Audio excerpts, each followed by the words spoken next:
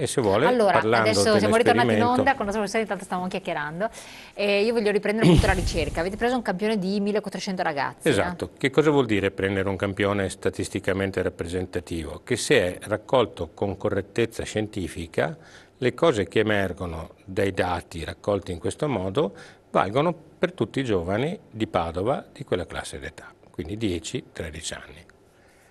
Che cosa si è visto? Si è visto una cosa importantissima, che il fattore sonno rappresenta una discriminante fondamentale così importante da farci sospettare che i comportamenti d'abuso dipendenza che insorgono in età adolescenziale sono sostanzialmente legati ai danni neurologici cerebrali provocati dalla deprivazione di sonno.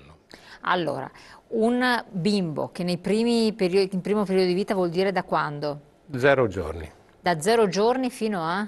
12 anni. Da 0 giorni a 12 anni. Ha dormito poco, quindi non un numero consecutivo di ore pari a? 18 nel neonato e non meno di 10-12 nel dodicenne.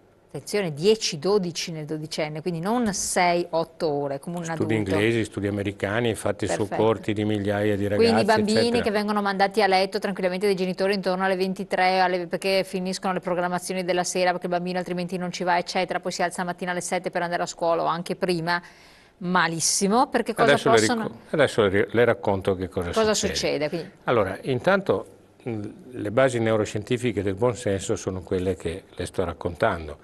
Che cosa succede a un bambino che dorme poco? Si sveglia sonnolento e durante la giornata tenderà ad essere sonnolento.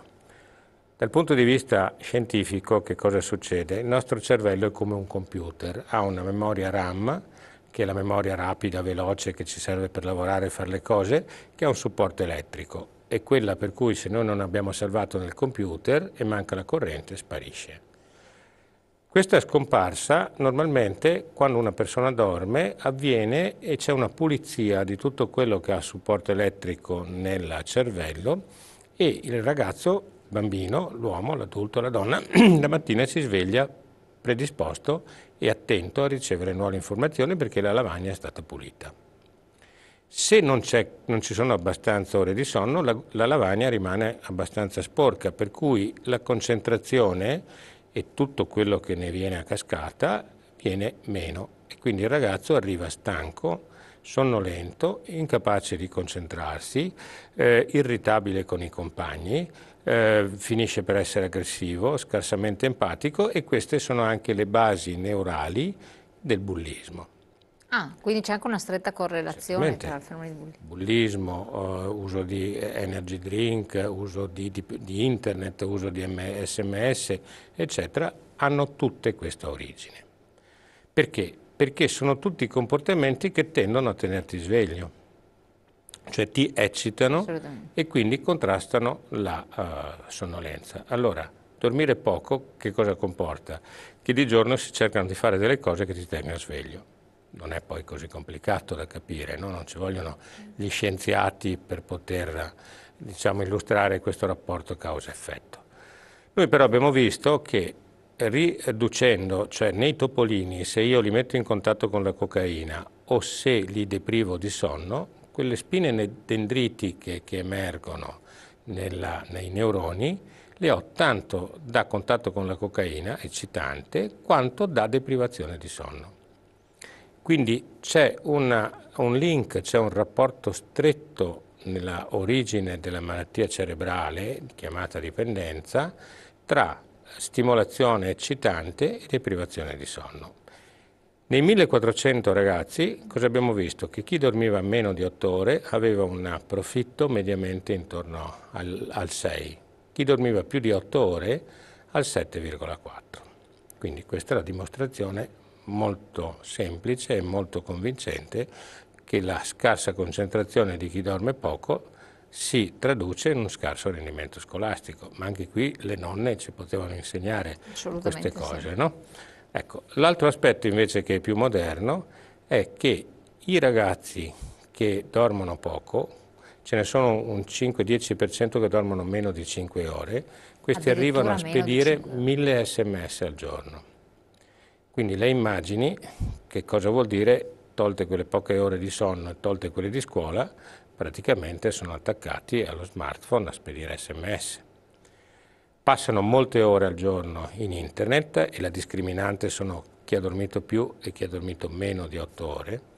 Fanno un uso elevato di energy drink, cioè sostanze molto pericolose e molto stimolanti. Oggi, proprio in questo momento, a Melbourne un gruppo di nostri collaboratori sta illustrando questi risultati al primo convegno internazionale sugli energy drink che si tiene in Australia, perché gli energy drink hanno provocato molti morti in giro per il mondo e nessuno lo sa. E se vuole dopo le spiego perché. Poi oltre a questo c'è un rapporto molto stretto con il consumo di cocaina, con il consumo di alcol, con il consumo di sigarette, con il consumo di giochi d'azzardo e con il consumo di cocaina. Nei ragazzi tra 10 e 13 anni. E questi dati ancora non ci sono dati di questo tipo in giro per il mondo, perché i ragazzi studiati sono sempre stati studiati dai 13-15 anni in su. Infatti, sì. Ed è questo che spiega perché i ragazzini vanno a chiedere hashish ad altri ragazzi un po' più grandi che, essendo tantissimi, vedono e fiutano l'affare e quindi si organizzano per organizzare lo spaccio. E l'origine, probabilmente, di questa frotta di ragazzini che chiedono piaceri a buon mercato nasce dalla deprivazione di sonno. Pazzesco, cioè quindi qualcosa per sopperire a una mancanza, insomma, una ricerca se fossero topi andrebbero a cercare le stesse cose, non so se mi spiego. Sì, no, chiarissimo, cioè, non dobbiamo, capito, andare a complicarci la vita con discorsi. Io sono di formazione psicoanalitica, quindi ho una sensibilità tutta particolare nei confronti dei problemi psicologici che affronto. Non sono scientifici. Fisiologici. Anche Freud riconosceva, è quasi arrivato a scoprire il neurone, cioè l'importante è che non consideriamo più la mente come qualcosa di regolata da proprie leggi psicologiche e il cervello invece da altre. La mente è il frutto della stimolazione specifica del cervello ed è un tutt'uno, non sono due entità separate. Certo, c'è un fattore anche educativo che può intervenire. Certamente. Lei pensi che se i genitori, che sono fragilissimi oggi e sono incapaci di dire no ai figli, fanno 3 errori fondamentali che, se riuscissero ad evitare, ridurrebbero, credo, dal 50 al 70% le dipendenze sia da sostanze che comportamentali. E questi sono, primo, il sonno, quindi far dormire le ore che servono. Secondo, quando un ragazzo chiede, dargli nei limiti in cui lui si guadagna quello che chiede. Che abbia 2 anni o che ne abbia 14 non cambia niente, ma se io comincio a educarlo a 1 anno o 2 sarà molto più facile poi farmi obbedire a 13-14. Quindi che la gratificazione non preceda mai il lavoro, ma che segua come premio che un ragazzo, anche per stimolare la propria autostima, la fiducia in se stesso, deve avere solo nei limiti in cui si guadagna. Questo comporta che i genitori sappiano dire dei no. E oggi sono molto pochi i genitori che sanno dire di no. Questo ha sempre un'azione a livello cerebrale come meccanismo? Cioè, faccia conto che lo studio più lungo è stato iniziato a Stanford nel 1972 su 640 ragazzini di 4 anni.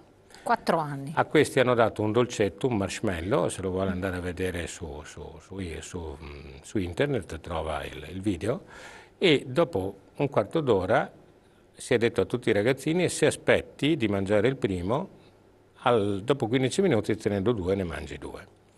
Solo il 30% di questi ragazzi sono arrivati alla fine. Studiati a 18 anni, rivisti dopo 15 anni, 14 anni, avevano superato tutti brillantemente gli esami per entrare all'università. Rivisti a 44 anni, nel frattempo si era trovata la brain imaging, cioè delle tecniche per fotografare il cervello che lavora in vivo in maniera non invasiva.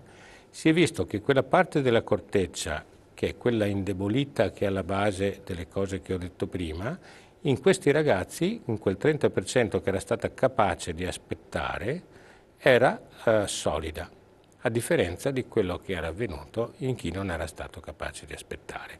Quindi vede che quelle che sembrano regole, che quelle che sembrano modalità semplicemente emotive, hanno sempre comunque un substrato di tipo neurologico, neurale. Assolutamente. Prima di andare in pubblicità, chiedo se può rispondere a un messaggio che è arrivato adesso. Che chiedevo ulteriori spiegazioni sugli energy drink perché diceva ne bevo molti. Allora, gli energy drink sono un miscuglio pericolosissimo, soprattutto per ragazzi che non abbiano ancora compiuto 18 anni. Perché oltre ad avere un equivalente in caffeina pari ai 10 caffè, 10 caffè? Sì, hanno molte altre sostanze di tipo eccitanti che vanno da aminoacidi, guaranina, vitamina B, eccetera, eccetera. Che cosa succede? Perché oggi si parla di coma etilico? Una volta uno si ubriacava e lì era finita. Oggi invece, e non è una questione di raffinatezza semantica legata a una migliore conoscenza e padronanza del linguaggio scientifico, ma è proprio un coma etilico che non è da ubriacatura. Perché? Perché quando io mi ubriaco, la strada per portarmi all'ubriachezza è bella per tutti, è quando sono ubriaco che non piace a nessuno. Allora, cosa si è scoperto? Che con 2 energy drink l'ubriacatura passa, o 3.